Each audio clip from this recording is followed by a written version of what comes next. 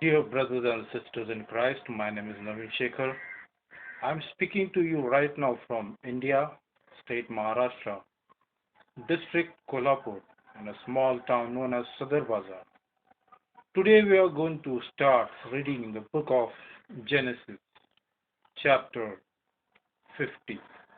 Let us see what the Word of God says concerning the life of Joseph.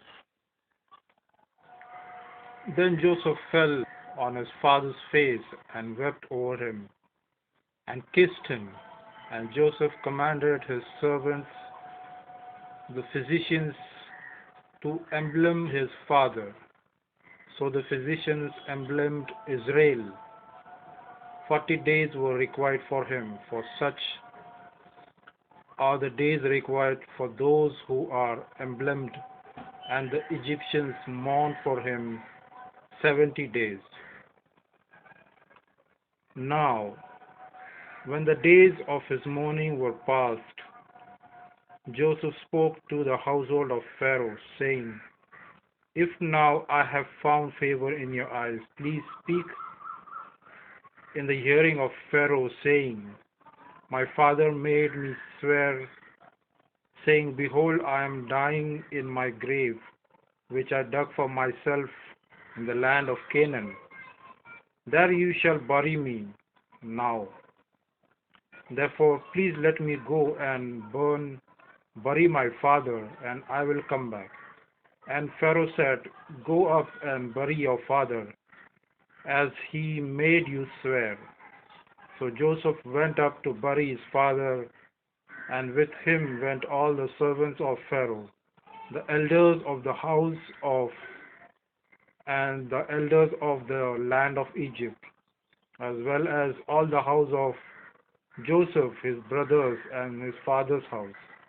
Only their little ones, their flocks, and their herds, they left in the land of Goshen. And there went up with him both chariots and horsemen, and it was a very good gathering. Then they came to a threshing floor of Atad, which is beyond Jordan, and they mourned there with a great and very solemn lamentation. He observed 7 days of mourning for his father. And when the inhabitants of the land, the Canaanites, saw the mourning at the threshing floor of Atad, they said, There is a deep mourning of the Egyptians. Therefore its name was called Abel Mizraim, which is beyond the Jordan. So his sons did for him just as he had commanded them.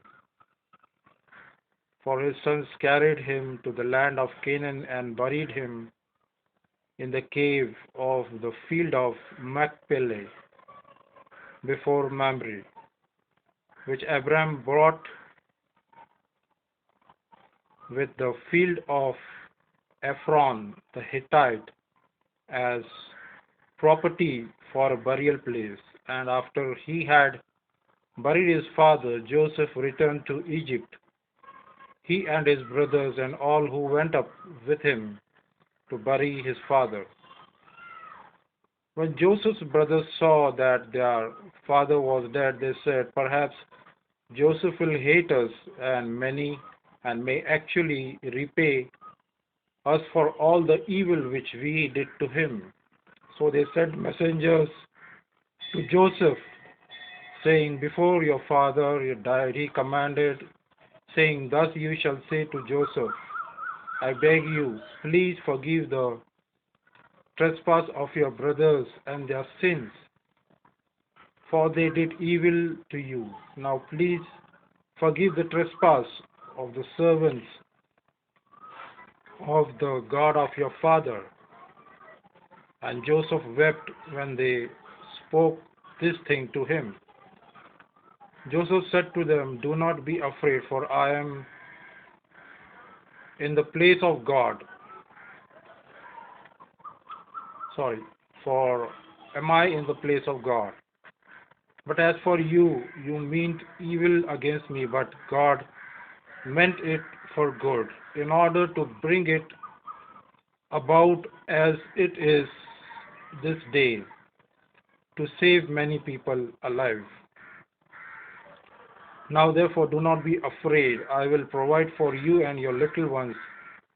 And he comforted them and spoke kindly to them. So Joseph dwelt in Egypt, he and his father's household. And Joseph lived 110 years.